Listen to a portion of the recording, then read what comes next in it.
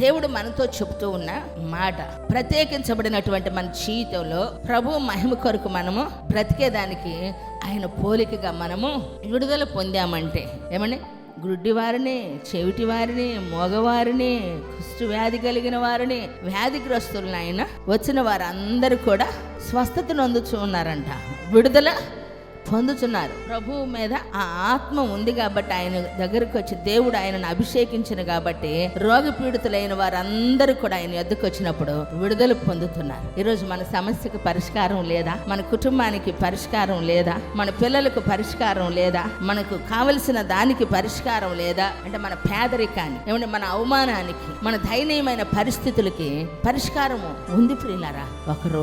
ఆ రోజు కొరకు మనం ఏం చేయాలి తెలుసా? దేవుని సన్నిధిలో వేసి ఉండాలి. కనిపెట్టుకొని ఉన్నప్పుడు నిజంగా దేవుడు మన పరిస్థితులకి పరిష్కారాన్ని తప్పకుండా దయచేస్తాడు.